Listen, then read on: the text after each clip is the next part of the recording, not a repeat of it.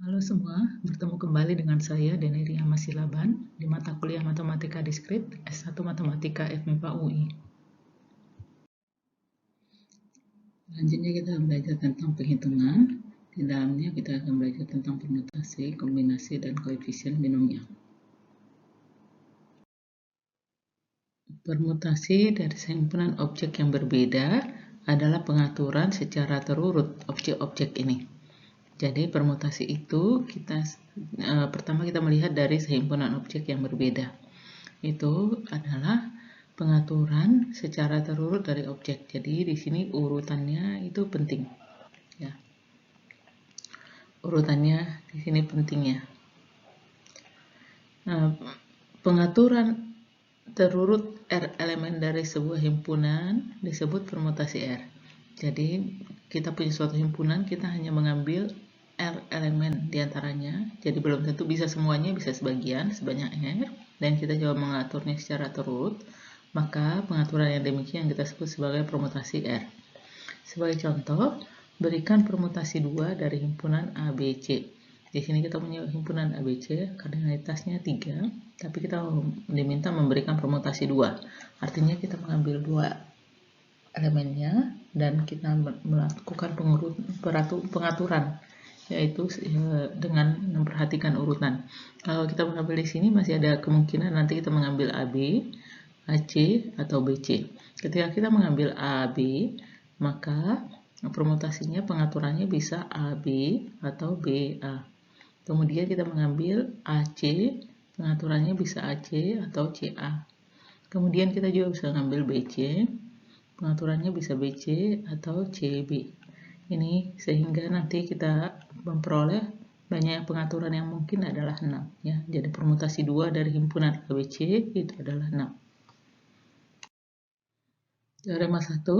Banyak cara mengurutkan R elemen dari himpunan dengan N elemen yang berbeda, di mana R antara 0 sampai N, atau kita sebut permutasi R, mengikuti definisi sebelumnya adalah N dikali N minus 1 dikali N minus 2 sampai dikali N minus R plus 1.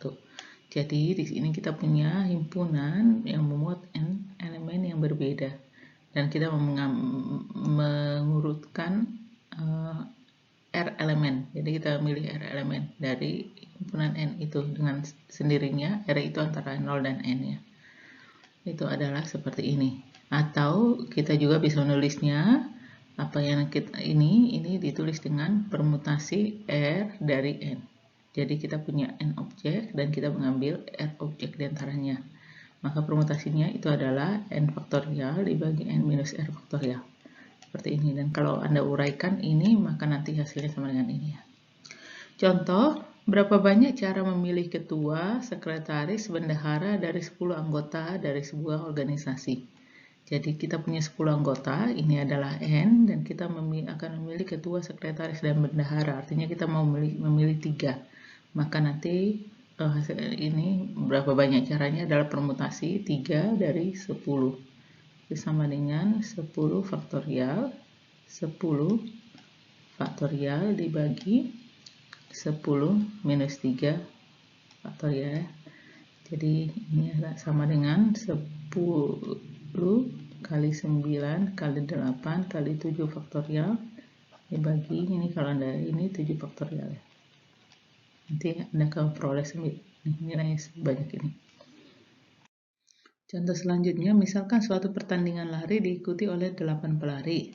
Berapa banyak cara memberikan medali emas, perak, perunggu jika segala kemungkinan hasil dapat terjadi? Jadi ini kita punya 8 pelari.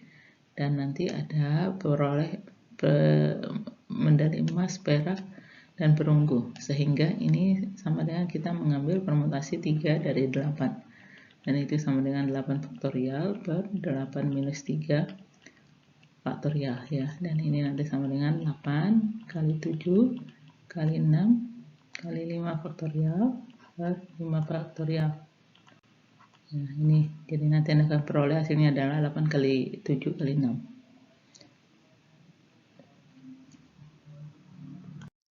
Contoh, seorang pramuniaga harus mengunjungi 8 kota yang berbeda. dia harus memulai berjalan dari satu kota yang telah ditentukan. Jadi kota awalnya telah ditentukan dan dapat melanjutkan ke 8 kota lainnya secara sembarang. Berapa banyak urutan yang mungkin dilakukan oleh pramuniaga tersebut? Kita lihat tadi ada 8 kota. Tapi perjalanan dimulai dari satu kota yang telah ditentukan. Jadi dia nggak sembarang, dia sudah ditentukan, maka perjalanan awal itu hanya boleh satu kotanya sudah jelas dan dapat melanjutkan ke 7 kota lainnya secara sembarang. Jadi pemilihan 7 kota itu sembarang. Artinya di sini kita punya 7 objek, himpunan dengan 7 objek yaitu 7 kota, dan setiap dia melanjutkan perjalanan pasti dia hanya boleh berjalan ke satu kota, kan nggak bisa kedua kota sekaligus, sehingga itu sama saja kita mengambil 1 dari 7, permutasi 1 dari 7, sehingga itu nanti adalah 1 dikali permutasi 1 dari 7, dan itu akan sama dengan 7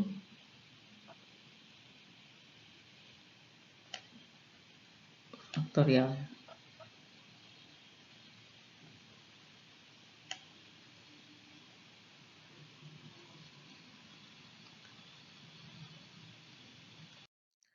Selanjutnya permutasi berulang.